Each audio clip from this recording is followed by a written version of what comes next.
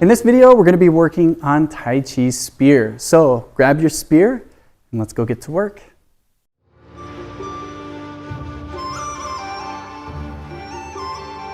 In this particular technique, we're going to be using our footwork to move back and then our footwork to move forward and advance with our basic thrusting technique. Now, when it comes to the basic thrusting technique, remember the old maxim for spear: backhand locked, front hand loop. Our backhand is going to be nice and tight gripped, driving the spear while the front hand guides it. Now, we are going to be working on a similar parrying technique that loops over and presses down.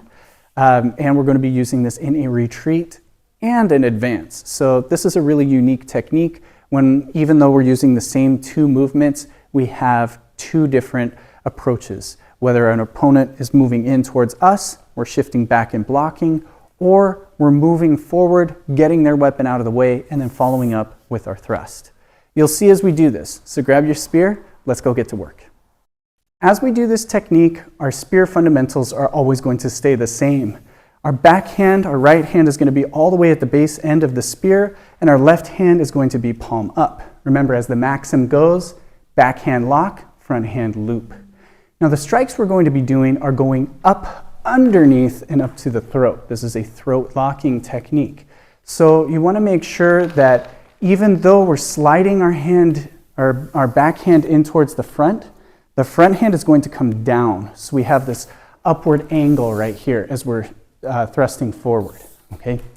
Now, putting this whole thing together is quite simple. We're going to focus on first a neutral position. We'll start from here, left palm up, right hand down, not attached to the hip. I'm going to roll the spear over. Think of a forward thrust coming in. I shift back and press down. Notice I don't need to touch the tip down. Both of my arms are extending and pressing downward, okay? So I receive the attack and press down. Now, as you do this, don't open up too much. We don't need a big circle for this one. It's just a small circle. So the thrust is coming in. I just need to jump over the top and press, okay? So again, from here, small circle, press. Step forward. Bow stance, right up underneath to hit towards the throat. My hands will be right next to my knee, okay?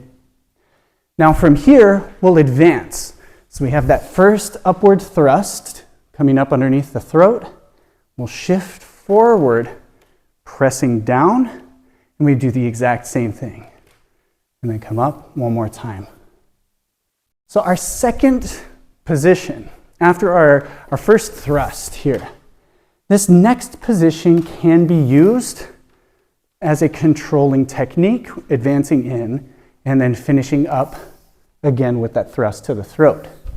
However, it can also be used as a step and withdraw, so you set up for your next. So for this technique, we either have two parrying techniques and two thrusts, or we have one parrying technique and two thrusts. Okay, so again, from our neutral position, I'm going to shift back, press, step, shift forward, up to the throat. Press, shift forward, up to the throat. If I'm working more towards you, from my neutral position, I retreat, press, up towards the throat, advance, press, up towards the throat, finishing the technique. Okay, nice and smooth. And what you want to focus on is moving the body smooth and forward. So again, from here, as I shift back, I set my height. Step, come up, step, press, step, come up, okay? Again, getting in underneath the guard and then going up towards the throat.